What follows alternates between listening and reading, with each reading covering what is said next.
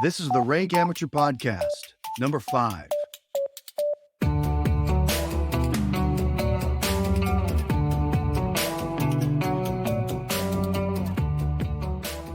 This is the Rank Amateur Podcast. My name's John Kearns. My co-host is Ben Wyatt. Ben, we are back stateside. It's good to be home. Actually, now that I think about that, is it really good to be home, or was I just saying that because it's what you're supposed to say? Because France was pretty magnificent. Yeah, we're back in the real world again, at least for us, back working, unfortunately, and it's good to be back, and no jet lag. We're through all that, but it definitely left wanting more. Want to get back. Can't wait to get it scheduled. Yeah, I learned a lot, saw some beautiful things we had never seen before, experienced just some really unique things, learned enough to know that we want to go back, I think. And there's already been some discussions about what that might look like for next year. What's your experience with that? Do you have much experience with second trips? Sometimes the first one teaches you enough to where on your return trip, you can go straight at the good stuff and be more efficient with your time and enjoy it more. But every once in a while, a second trip somewhere can be disappointing. I don't think that would happen by returning to the French Alps, but have you ever experienced disappointment going back to some place that you really enjoyed the first time? Yeah, first place that comes to mind, Gatlinburg.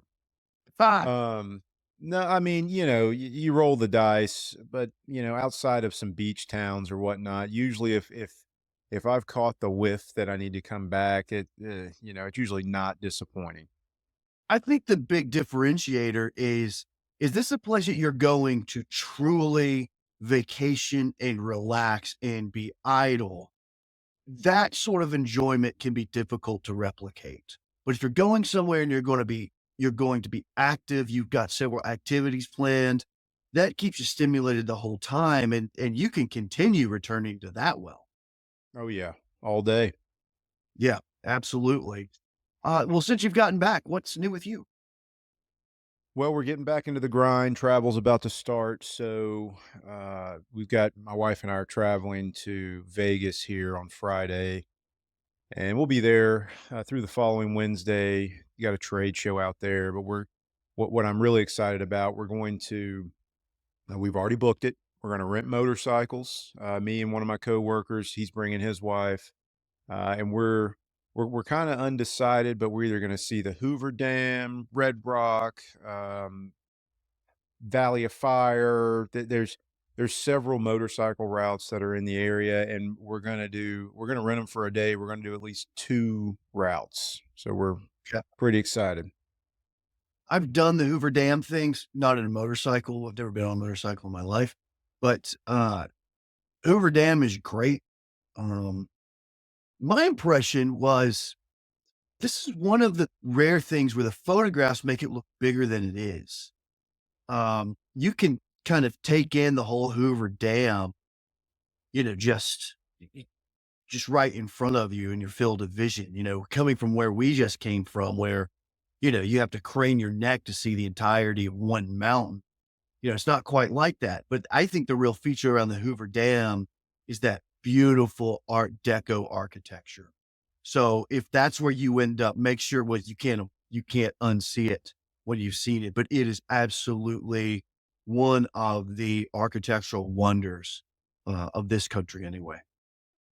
Well, you've you've gotten me more excited, and I tell you what, we're using a company called Eagle Rider. We've used them before. We used them in San Diego. We rode up Coastal Highway. We've used them in Colorado, so now we're going to try them out in Vegas. We're renting a 2024 Harley Road Glide Ultra, so the big boy, big bagger. We'll be out there. We'll try to get some pictures. All right, man. That sounds like an adventure. I love when you can squeeze those side trips in when on a work trip, especially at a trade show, which is just, an absolute grind every time you have to work one, but it's always good to program some fun in there. As for me, since we got back, a funny thing happened. as soon as we landed, spring arrived in the Tennessee Valley. Mhm. And so we've got daffodils. I mowed the yard for the first time yesterday. The time changed. We've got an extra hour in the day to do that. So I think I've said on this pod before, winter has really kind of become my favorite season of the year. But on the flip side of that, when a season starts to change, I like to get on with it. So now that spring's here, I don't want to look back. I want it to be spring until it's time to be summer. And so, you know, this part of the world is weird. Sometimes we can get these late blackberry winters, although with the state of climate the way it is, that's getting increasingly rare. So, we could see another cold snap, but it looks like spring has arrived in Chattanooga, Tennessee. So that's nice. Yeah, as a matter of fact, I think we've got a couple camping trips we've been toying around with. One confirmed here coming up, tied to a concert, and one maybe tied to a little fly fishing. But we're ready. This is camping weather, and I'm happy for it not to go below freezing. Yeah, I'm excited for those, and we'll cover those more in depth in future episodes. But speaking of fly fishing, uh, what have we learned this week, Ben? Well, why don't you start us off? I think you may have something in those lines.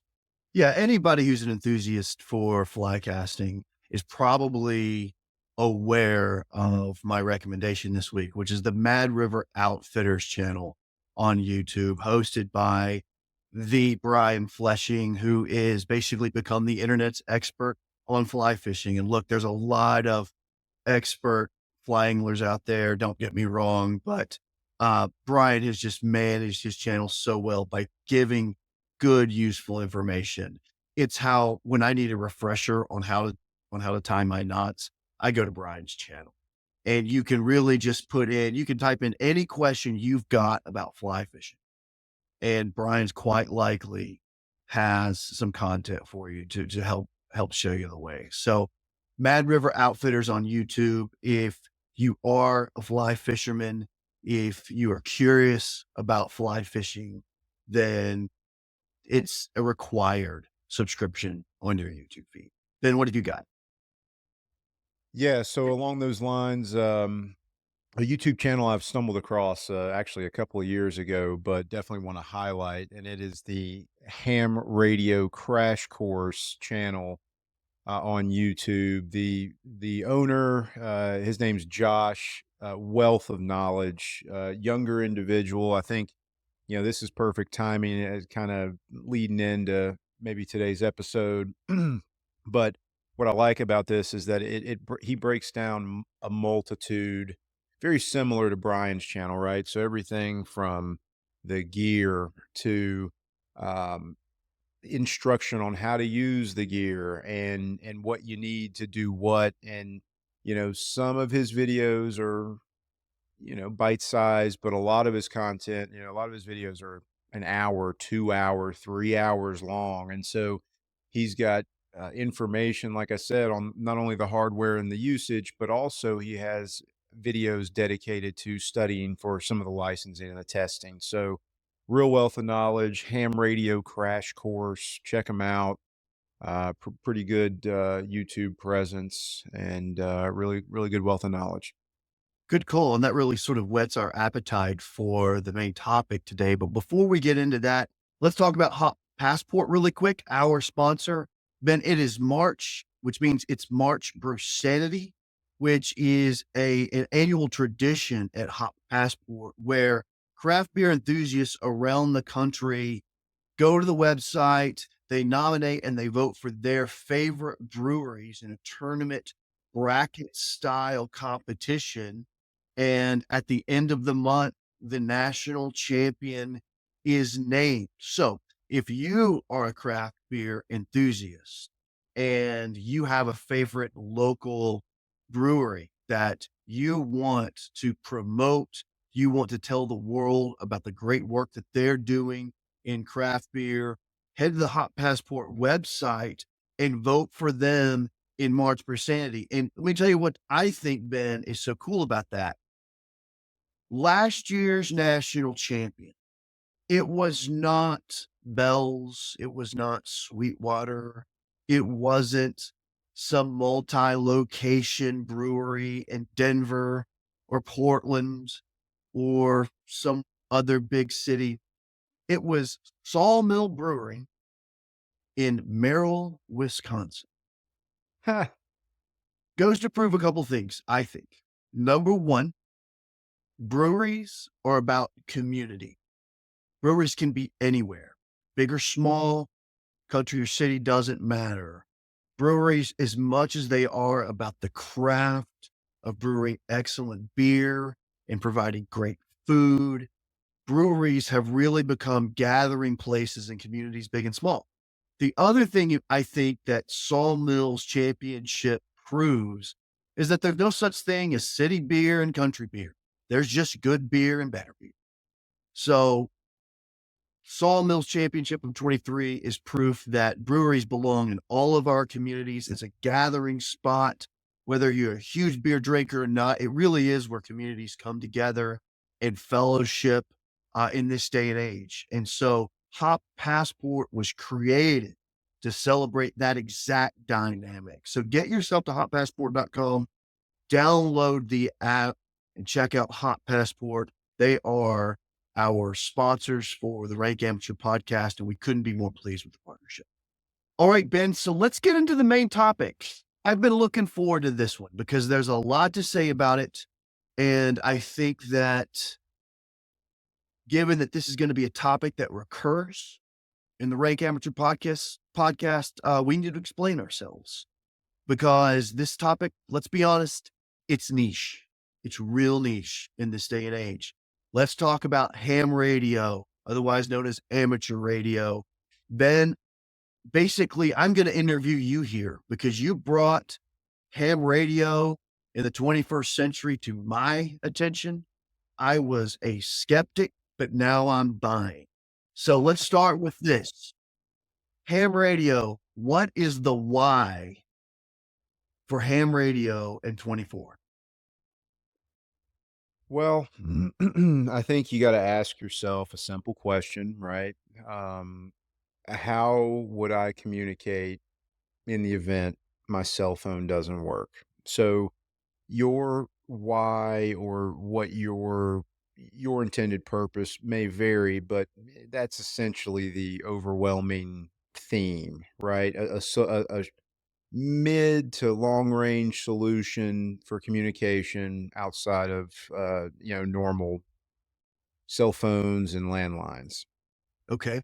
So to that point, while we were in France, it made international headlines. AT&T went down for about half a day. Why did that happen? I don't know. I never even read up on it because I'm not an AT&T customer.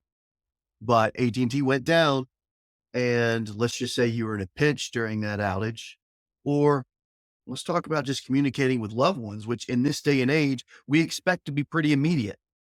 And it can be jarring to not have that immediate contact. So had we been stateside during that, you would have been fine and I would have been screwed because you are a ham radio operator. And thus far, I am not, but going to correct that soon.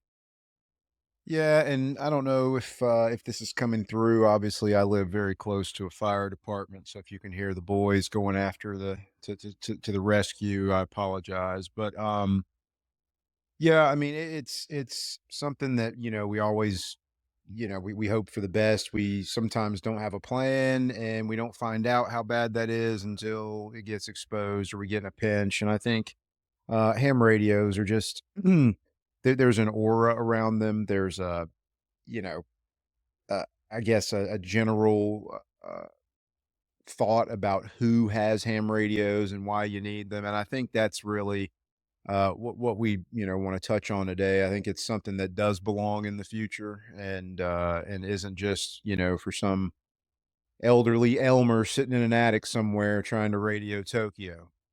Let's talk about that. I'm of the opinion that uh, I don't think that the term nerd or the concept of nerdery is useful. I mean, the idea of a nerd is just a demeaning term for enthusiasm or passion. Enthusiasm and passion should be celebrated. Sure. Um, Now, you know, there's no doubt that ham radio is niche.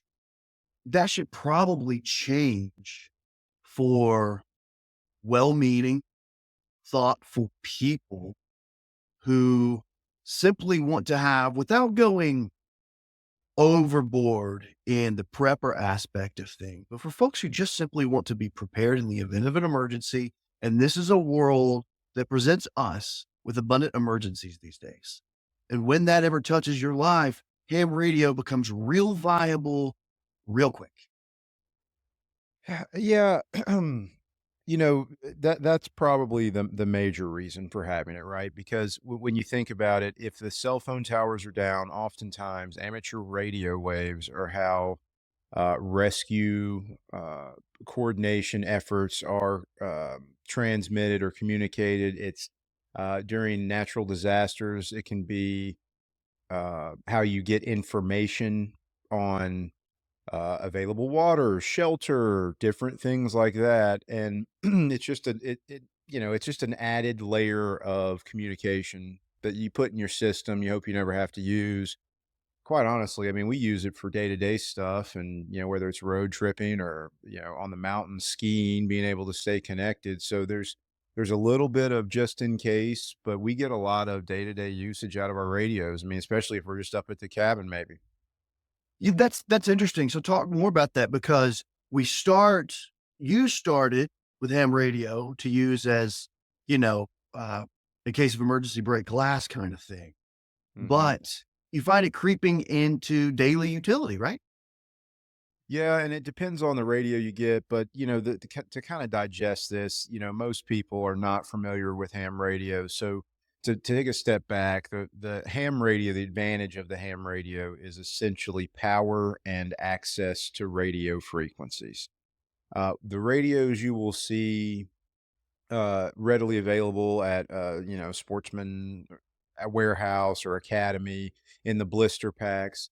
Those are typically FRS, so family radio service. They are limited to, I believe, half a watt of power, and you're doing good if you can hear each other from one end of the driveway to the next.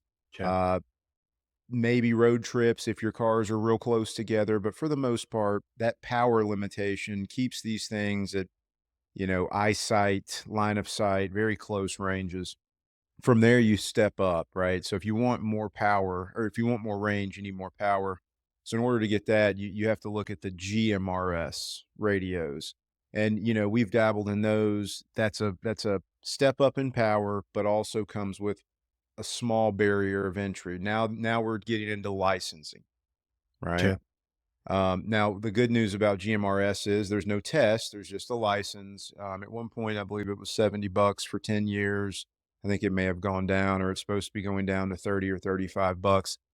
You go online, you pay the fee, and it immediately spits you out a call sign, and you can use that for your entire family, the household, and it's good for 10 years.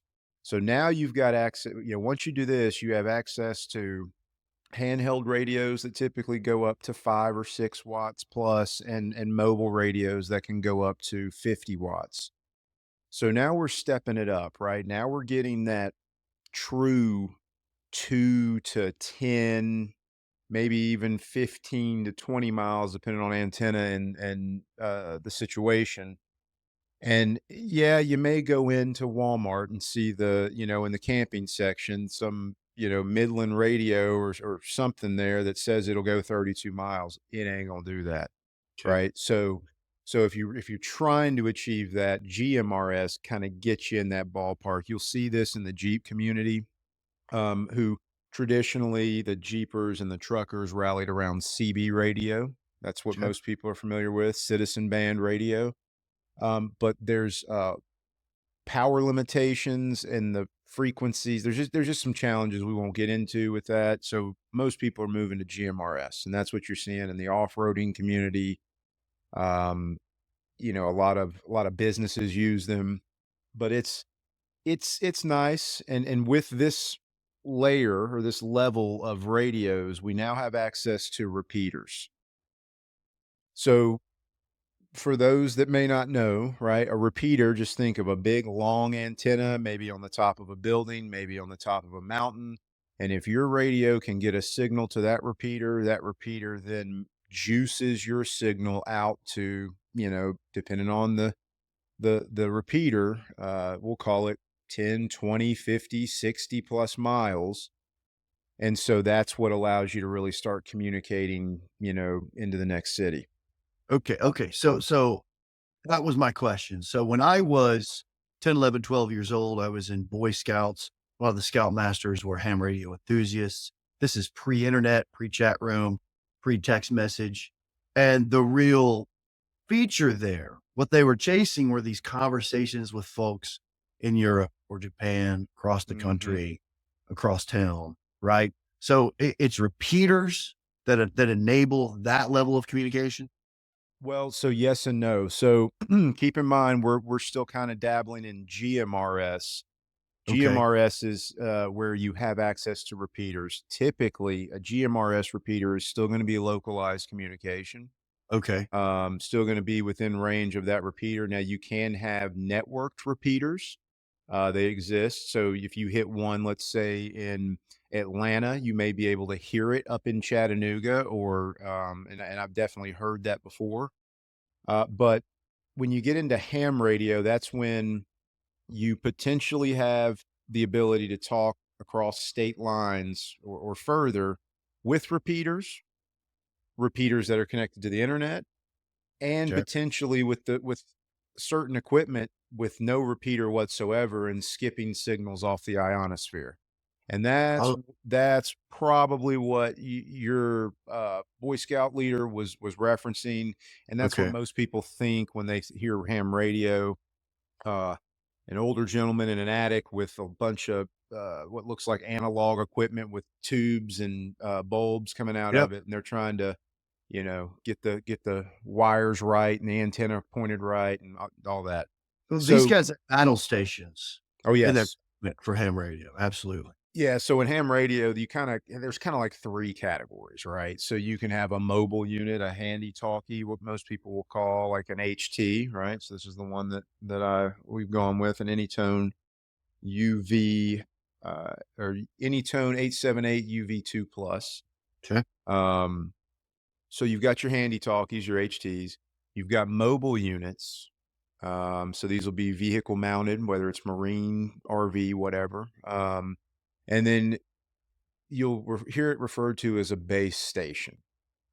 And the base station could technically be a mobile unit that you just keep at your house, but it's usually it's not in a handheld format. It's that's probably what you saw at your Boy Scout leaders setup.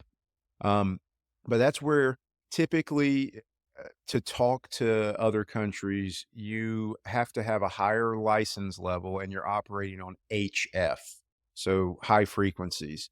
The equipment's a little different. You have to have a different level of licensing, but that's how they're doing it. So, yes, you can successfully talk to other countries through, we'll call it, at least two different means. Okay. All right. Let's back up.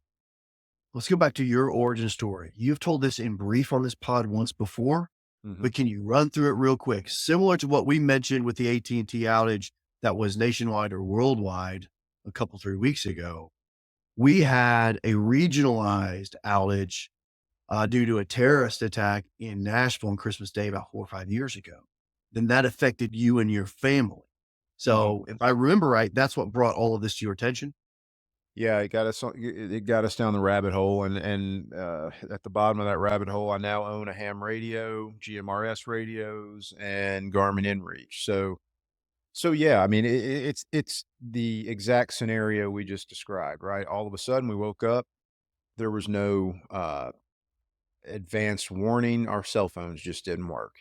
Mhm. My wife's mother was in town at the time with our nephew, who was 4 at the time, and they were just simply needed to drive home. It was time for them to go home. So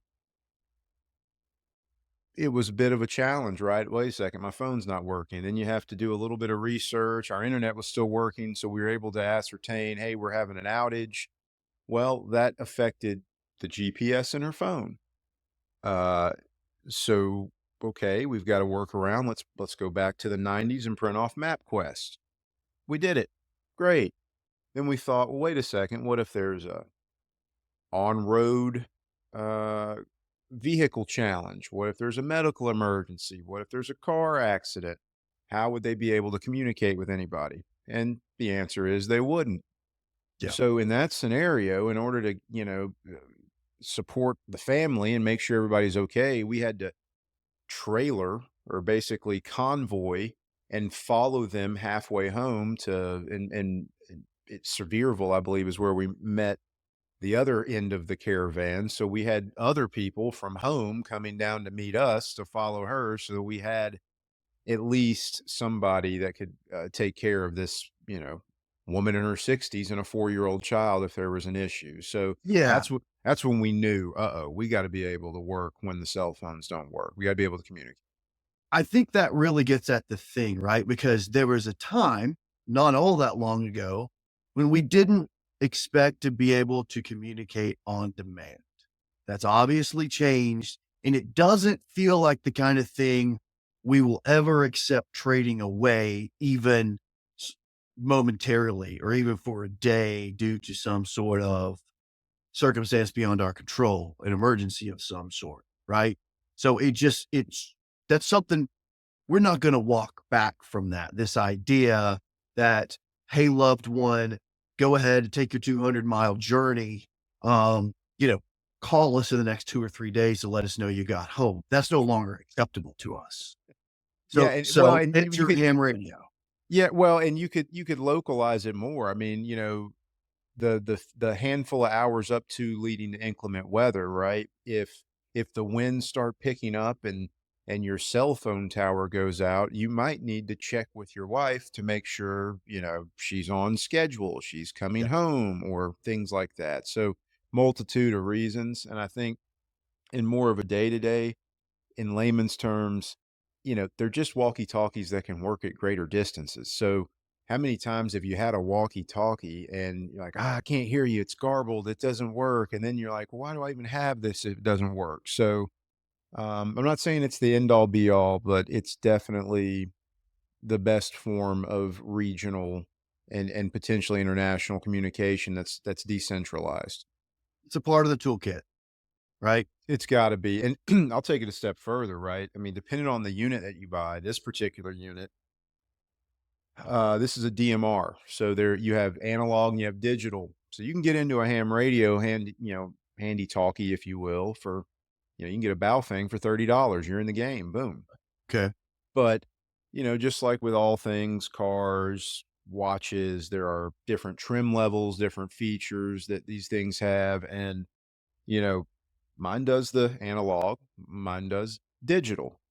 Mine does a type of digital called DMR, which we won't get into that in this. We might unpack it later, but it also does APRS, which is a form of communication over airwaves. It's basically packetized information. So you're able to deliver things like your GPS coordinations, text messages. So I can actually use my ham radio to send a text message to another ham radio or potentially another cell phone. There's a little bit of a setup to do that with, but that's what this thing can do. This thing can be set up to automatically relay my location if I'm on a hike. So just redundancy, right? So there's a lot of things that you can go down, again, deep, deep, deep in the rabbit hole, but it's just something to consider. And I would start doing a little research if you don't already have one. All right, Ben, we'll send all of us down this rabbit hole, please. How do we get started? Well, so, we mentioned it with GMRS, you got to do a license and you're pretty much good to go. With ham radio, there's a licensing that requires a testing. And, Yeah. folks, this isn't common sense stuff. This is stuff with frequencies, radio waves, propagation, you got to do a little bit of studying. Go ahead. I think I know the answer to this, but I think folks are going to want to know. Back in the 80s and 90s, in order to be licensed for ham radio, you had to know Morse code. Is that still true? Not still true. It's encouraged. It's not required. And I think a lot of the Morse code bands are typically in the general and higher band levels. So oftentimes, don't quote me on this, but oftentimes your entry level technician, right? And that's what most people get is just, hey, I want to be able to use a walkie talkie, whether a mobile one or a handheld. You're not getting into Morse code. However, it still does exist, and there are actually a lot of interesting softwares and programs that can basically translate this for you on the fly. You can text it, and it automatically sends it on the fly, and it's a pretty efficient way of communicating. But no, I'm not a Morse code, I guess, aficionado yet, and Okay, it's not a requirement. so we need a license and there's a test. So we actually have to learn some things, right? How did you Yes. go about it? Yeah, there's a great app. Number one, I used YouTube resources, right? So Ham Radio Crash Course was one. Another one is Ham Radio 2.0. That's another great channel that has some options for a 1, 2, or 3 hour training. But I'll tell you what, the easiest way and what worked for me both times, and I've gotten my technicians and general license is Ham Radio Crash Course or Ham Radio Test. Let me make sure I'm giving you the exact. Where am I at here? Ham Radio Prep is going to be the app. It's available on iOS and Android. Nominal fee, I believe it cost maybe 30 or $50, and I had access to a test. And it's basically a series of videos and literature that you can go through and test, and then a practice test at the end. And the good news is that these tests are updated like every 4 years, maybe, I believe is what it is. And so the all the tests and the answers come from this big block of questions. So you're literally seeing the questions that you're going to potentially see. It's really a good tool to be able to kind of flashcard it. And it's a Yeah. multiple choice test, 30 questions. You got to get, I think you got to make like a 70 or something to pass on it. But So a 30 question test, 70% is what separates me or anyone else from the first level of licensure for amateur radio. What are the 2, 3 classes of licensure? yeah, so you start out with technicians, and then you go to your next level will be general, Okay. and then your third level would be advanced or extra is what they call. Now it's debated whether or not there's like this fourth one or 3.5, but um, we'll call it there's technician, extra, general, and then advanced. Okay. Um, at the general, and so what you're really doing when you're going up in these levels is gaining access to different frequencies Okay. and different equipment that can um, utilize different more power and communicate further. So in order to have, I mean, with your technician's license, you could go outside at certain times of the year and you can communicate with the space station with something like this. You could just go Wow. out there and talk to them, right? Yeah. I think um, at other times of the year and to be able to communicate overseas without repeaters or the internet, that's where you have to get equipment that has a lot more power. And so ham radios now, we don't really have that power restriction, right? We're not at zero point 0.5 watts. We're not limited at 50 watts. The limit on ham radios is 1500 watts. So Okay. we got enough to cook all the way around the planet. And you can, with the right equipment, you can actually send it. And if you don't have your settings dialed in, you can actually hear an echo as your signal comes around the world, in What? the right conditions.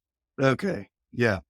So there's certain Uh, times of the year when the sun is just right and the geo atmosphere has the right conditions, and that's when people are usually making these contacts across the world. okay. All right, Ben. All in on a couple of levels here. What's this going to cost me? Let's talk about dollars. Hmm. If I wanted the easiest, cheapest way to get in to this skill set slash hobby, how quickly could I get there? Go to Amazon, look up Baofeng UV5R, and you're $30 away. And they may be running a special, maybe 20 something dollars, but That's certainly encouraging. that gets you in the game. That's an analog radio. Doesn't have a lot of the bells and whistles, but you're in the game. You can Okay. monitor the frequencies and whatnot. I think there's a lot of options in the, we'll call it, 100 to $150 range, and then the options really pick up in the $200 to $400 range. Sounds to And me like you really have to want this to be an expensive hobby for it to be an expensive hobby. well, and I mean, the sky is the limit, right? You can get as Gucci as stuff as possible. I mean, this is a well-equipped unit, right? And there's a lot of features. This is going to be about a $300, $350 unit, right? Okay. You can get things that do more than this, and you can get up into the four, five, six, seven, $800 range. So yeah, you got to want it. When you're talking about mobile units that go in your vehicle, you can easily get into the $500+ range. So if you think about that, if you're trying to have communications in all your vehicles and everybody has a radio, and yes, this can add up. So put your toe in the water with a low end option. See if you like it. Get your license. Play a little radio. Try to make some contacts. There's actually a surprising amount of radio chatter that you just don't know is happening around you until you have one of these things, and see if it's for you. And if it is, you'll start to go down the rabbit hole. You'll learn why people buy these. There's reasons why you get something a little bit nicer, Okay. but 20 or $30 get you going. Okay. Well, talk about time and effort. So we've got to get licensed, 30 questions, 70%. Hmm. Your first go for the technician's license, how much time did you invest? I would say that I did it not necessarily the right way, and I studied it in probably a week and took the test within a week. It was kind of a crunch time thing. We needed it for us. I can't remember what the reason was. We needed it quickly. And all I did was go take the practice test. So I did not pay for the ham radio prep course. I didn't sign up and pay for the different courses you can watch. I just went and took the practice test over and over and over and Okay. memorized it. And I went in there, and I'll tell you what, I barely passed it. Um, but my wife passed it as well. So you know, definitely it's not impossible. For the general license though, that's when I paid the fee. I went and read every or watched every lesson, and I'll tell you what, I flamed it. I mean, I missed one question. They couldn't believe it. They were looking at me funny up in Cleveland, Tennessee, at the ham radio clubhouse. And then they were like, "Oh, you want to do your advanced course, the extra?" And I'm like, "Well, I mean, I didn't study, but bring me the packet, right?" Because that's that's how it works, right? If it's a $15 fee to take the test. When you take the test, if you pass it, they will allow you to take the next level test for free during that session, if you so choose. There's no penalty for failing it. So we gave it a go. Wasn't ready, so we didn't get that one. But yeah, it's cool, dude. I mean, most of the people in ham radio are so excited that anyone else is interested in ham radio. They are falling over themselves to help you with whatever. They tried to recruit us and get us to come to the Tuesday membership meetings, right? Like everybody is so but it's important to know that these are also the people that are going to know oftentimes the emergency information earlier than anybody else. Okay. Um, and one thing I'll touch on that we haven't already is two programs that operate, at least in North America. They are Skywarn and Aries. These are programs or networks of ham radio operators that are designed to activate in the event of emergency. So I believe here in Chattanooga, every so often, if you pay attention to the news, we will have a storm weather spotters training down over here at it's either Park Ridge or Memorial Hospital, but it's a free class. You come in, they train you on how to spot weather. And the idea is there are a network of people with these all over chat, all over everywhere, really. Um, that when the weatherman says we're going to have a storm, they go outside and they look, and if they see the funnel cloud, they call it out. So you're Hmm. oftentimes every time we have inclement weather, we turn our ham radios on. I put it's on dual band listening, so we're listening to two different channels at one time. We're listening Skywarn and Aries, and oftentimes we are alerted of wind speed, hail, damages, flooding, anything like that before it even comes on the news because somebody's looking at it from their back door and they're sending it out. That's interesting. So it's hard to imagine that seeing the Doppler radar on your local news or on weather.com, it's hard to imagine that anything beating that except for this simple human observation and calling it in on a radio frequency. That's actually faster. Well, and I think, you're sitting there, you're always looking for the Doppler radar to rotate again and see if there's something else, but you're always waiting for that call in, like, oh, this just in, look, funnel cloud spotted at. Oftentimes they're getting that information Mhm. from like a base station in the radio station or at the TV station, like ham radio people are calling that out, and that's how some of this stuff is coming in. So yeah, I mean, it's another layer, right? You've got NOAA weather stations that are just always constantly playing it. It's just, you can get into it as much as you want. If you just want a walkie-talkie that works with your buddies, that's the level you can stop, but it can do a lot more things. Yeah, someone who's done some training for my private pilot's license, I can always check the weather by tuning into a certain radio frequency if there's a rolling Mhm. recording. But look, another layer of preparation and just practicality, really. Any closing thoughts on ham radio? This bears another discussion, particularly as I start through the process. And I'll tell my story real quick. You had talked me into this a couple of years ago.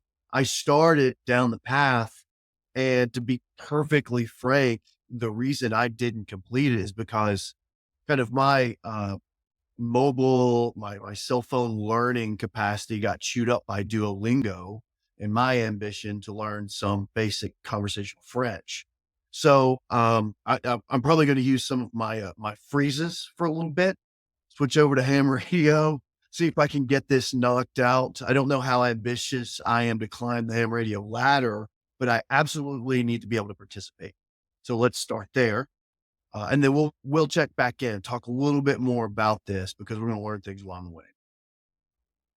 Yeah, sounds like a plan. I think, as far as my last thoughts, I mean, I'm glad to hear that you're interested because, it just makes things more fun when you can talk when you can play radio when you're doing them, right? So, eager to have more people to play radio with. But I think as you get more into it, we'll definitely be touching on it because there's applications that just present themselves that you couldn't even think of. But man, I mean, last thing, one thing that comes to mind is that ice storm at the cabin, and we were almost out. We had just gotten down the hill, Yep, and I had come down a little too quick, and when I tapped on the brakes, I started sliding gone.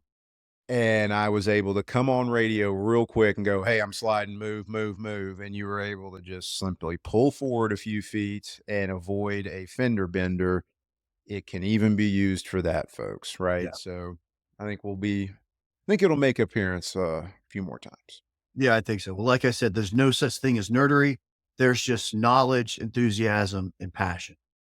That's right. But Uh, at the end of the day, John, we're just here for the Weird. gear. So this week we will be talking about the Gerber MP600 multi-tool. Now, John, you've heard me rub this in your face. This is my TSA Slayer. This is my always with me bladeless multi-tool um, that has helped us out. You've seen firsthand in a pinch out in Montana with the snowmobiles. This is a bladeless multi-tool, 14 functions, blah blah blah.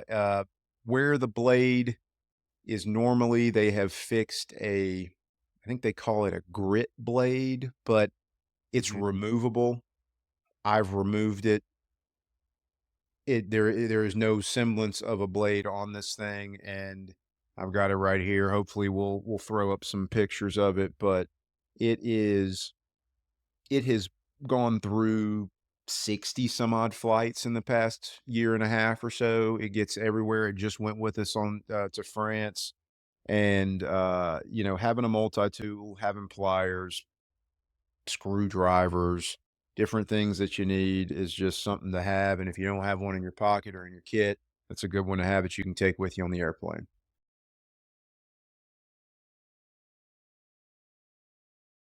Couple things real quick. I've stated before, I am bad at EDC. Mm, Keys, cell phone, wallet is really about all I can be consistent with. And, on any given morning, I'm looking for one or two of those. So therefore, I had never really taken like multi-tool carry seriously. And I still struggle with it. And I'm going to get to that here in just a second. But we got to tell the story about being just outside West Yellowstone, Montana, in the middle of absolute nowhere. And your wife's snowmobile has a malfunction in the throttle cable. You're able to diagnose it. And but for this multi tool, it could have been bad.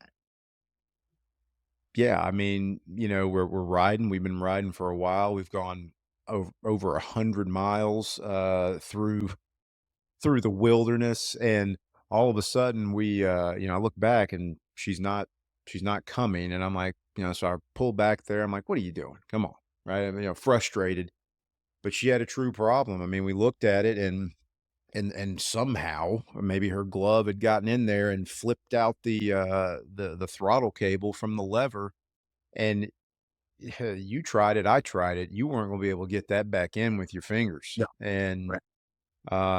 looked at it for a second and was like, "Boop, I've got something for this," and whipped that thing out. And dude, we had it up and running in 30 seconds. That's right.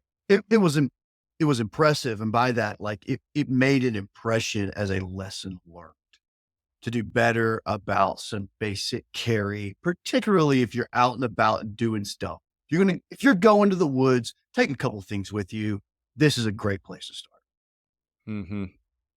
Yep. Uh, Second part, man, you got to give us a tip about TSA because so I clicked the link you sent me for this multi tool, and my Amazon gives me a notice to tell me that I last purchased this in February of 2022. That's because I have owned this tool before. I no longer own it. So why don't you walk us through how we can convince TSA that this is a perfectly legal tool? Yeah. So I can tell you what I can do. This is not legal advice, right? But um, I know for a fact that they're going to want to see this thing. So I keep this in a backpack, 511 LV18 in a little holster where I know where it's at and I can take it out quickly because I know they're going to want to see it, right? So this guy extends. That noise makes people scared. So what I typically do is I go ahead and extend it. I go ahead and open all of the different little components to it. And then I usually sit it in its own little TSA thing, just like this. And they're able to see it and they're able to look at it quickly. And usually if I'm lucky enough, I'll make sure I'm doing this in front of the TSA agent that's helping you on the front side of the metal detector, and they'll come over and they'll look at it, and I'll go, "Yep, there you go, no blades." And typically they will they'll take a look at it.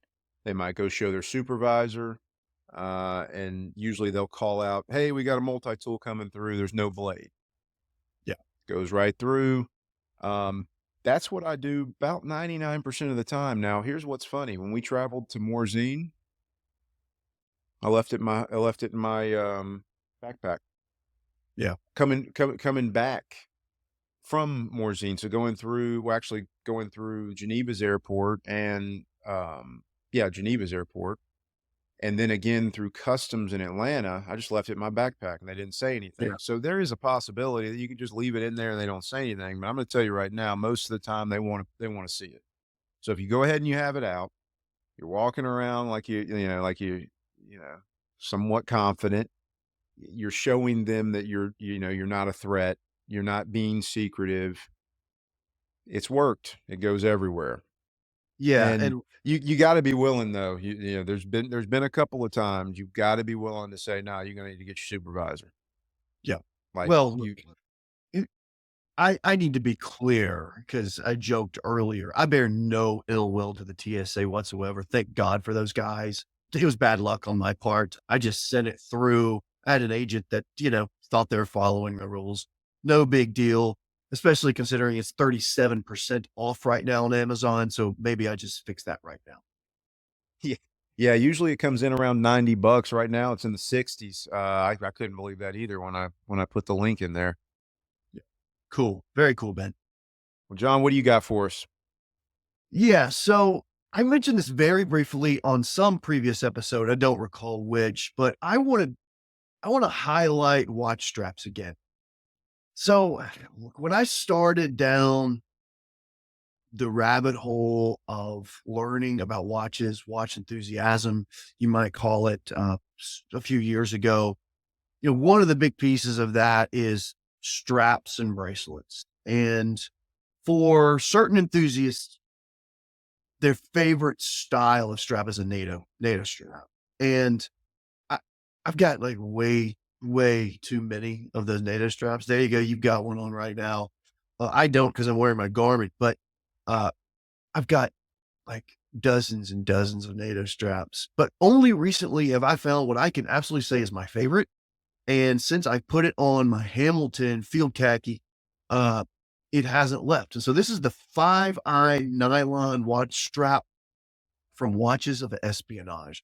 Watches of Espionage began life as an Instagram account wherein it would show vintage photographs of military personnel and spies and highlight the watches that these spooks and soldiers were wearing. And it's really kind of fascinating storytelling from a spycraft and intrigue sort of perspective. And so it was just an entertaining Instagram feed for a while. Then they started selling product and they've got, fairly robust line of watch adjacent products. But the centerpiece to me, and I'm so glad I've got this piece, is the 5-eye nylon watch strap. I have it in olive with the red stripe, which Mm. this thing's so good looking, it pretty well turns any watch into a strap monster. It's really beautiful. I believe it comes in another colorway. I don't even really recall. I think it's blackish or gray. But this thing's great. It's well made, whatever that means for a NATO strap, but whatever that means, this is that. And so look, if you're in the mood for a sporty new NATO style strap for your watch, check out Watches of Espionage. This is a good looking thing. Yeah, so I'm looking at them right now, and I'm a little jealous that you've got the olive one with the red stripe because that seems to be the sexiest one. But I do like that olive and black. Let me ask you this: is it long enough to fold over, to fold the NATO strap over and tuck it in? Because Yeah. sometimes that's an issue. Certainly for my wrist it is, Okay. and it seemed abundant. So I think a larger wrist would also have that fold back classic NATO style to it. I think you'd have to be a pretty large dude, Dwayne Johnson or something, to run out of tail on this NATO strap. Okay. So I guess my question would be, is it going to be bad if we have the same watch strap? Dude, who cares? Uh, no, I'm looking at, they've got several options here, and I think you've put me on to something. I mean, the price point, it is a premium price point for a NATO strap, but they do look a little bit better than some of the things you can get on Amazon and whatnot. There are less expensive NATOs out there, but $35 doesn't keep you, I don't think, keep you from owning this if you want it. Yeah, it's not bad. Yeah, I think the Omega the Omega NATO is a little bit more than that, but I don't know if you can embarrassingly hear that, more. but some jerk is firing fireworks off just right next to my house. At first, I was concerned for what that popping noise was, but turns out it's just fireworks. And so we got that going on. My dog's now going crazy. So why don't we wrap up this episode? That sounds good. All right. Thanks, Ben. It's been fun. This podcasting thing is starting to truly get fun. It seems like we're settling in. You've been listening to the Rank Amateur Podcast. My name is John Kearns. My co-host is Ben Wyatt. If you'd like to get in touch, you can always reach us at rankamateurpod@gmail.com. And you can find photos related to these discussions on our Instagram account at rankamateurpod. And I should also mention, we also now have a website, rankamateurpod.com. Of course, major thanks to the great team at Hot Passport for their support of the pod. Ben, we'll catch you next week. Sounds good.